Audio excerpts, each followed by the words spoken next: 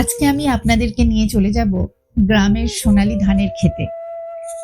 ইদানিংকালে যারা চাষ করেন, ঠিক ধান কাটার সময় তাদের মাথায় একটাই চিন্তা আসে, কাস্তে দিয়ে ধান কাটবো নাকি মেশিনে।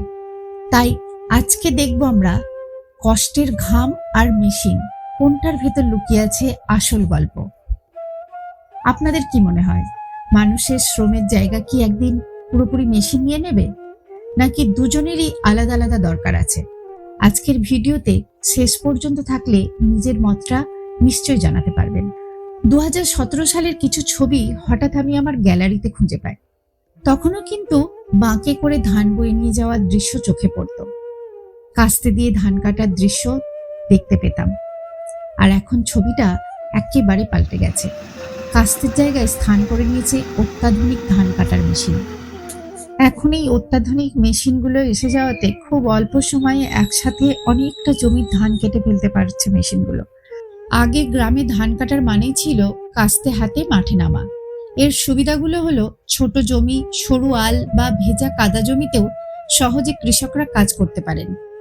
ধানের গোছা ধরে ধান কাটার ফলে শীষ ঝরা কম হয়, খড়ও অনেক ভালো থাকে, আর শ্রমিকের কাজ হয়, রোজগার বাড়ে। অসুবিধাগুলো হলো, সময় বেশি লাগে, লোক বেশি লাগে, গরমে বা বৃষ্টিতে কাজ করা যায় না, শ্রমিক না পেলে বা মজুরি বাড়লে খরচ বেড়ে যায়, ঝড় বৃষ্টি হলে তাড়াতাড়ি কাজ করা যায় না। মেশিনের সুবিধাগুলো হচ্ছে, সময় বাঁচায়, বৃষ্টির আগে দ্রুত কাজ শেষ করা যায়, লোকের অভাব থাকলেও কাজ বন্ধ থাকে না। কিন্তু মেশিন আসায় দিনের মজুরির কাজ অনেকটা কমে গেছে। আগে কাস্তে দিয়ে ধান কাটলে খড় পাওয়া যেত, সেই খড় গবাদি পশুর খাবারের কাজে লাগতো। বাড়ির ছাউনি হিসাবেও আগে খড়ের ব্যবহার হতো, এখনো হয় কিছু কিছু জায়গায়, কিন্তু মেশিনে ধান কাটলে খড় পাওয়া যায় না। এরকম সুবিধা অসুবিধা অনেক আছে। তবে এখনো কোনো কোনো চাষি তাদের নিজেদের সুবিধার্থে কাস্তে দিয়ে ধান কাটেন, যাদের বাড়িতে গবাদি পশু আছে তাদের কথা ভেবে। ভিডিওটা আর বেশি বড় করব না। আমার মতে মেশিন আর মানুষের কাজ দুটো মিলিয়ে এমনভাবে ব্যবস্থা করতে হবে যাতে সময়ও বাঁচে, আবার মানুষের রোজগারও যেন না কমে। গ্রাম বাঁচবে, মানুষও বাঁচবে, প্রযুক্তিও এগোবে।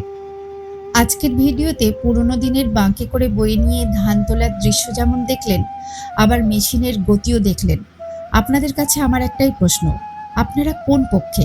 শুধু মেশিন, নাকি মানুষ আর মেশিন একসাথে? কমেন্টে অবশ্যই জানাবেন। ভিডিওটি ভালো লাগলে লাইক ও শেয়ার করবেন। নতুন বন্ধু হলে চ্যানেলটি অবশ্যই সাবস্ক্রাইব করবেন। আবার দেখা হবে নতুন কোনো ভিডিওতে। ভালো থাকবেন, সুস্থ থাকবেন, আর কৃষকদের পরিশ্রমকে সম্মান করবেন।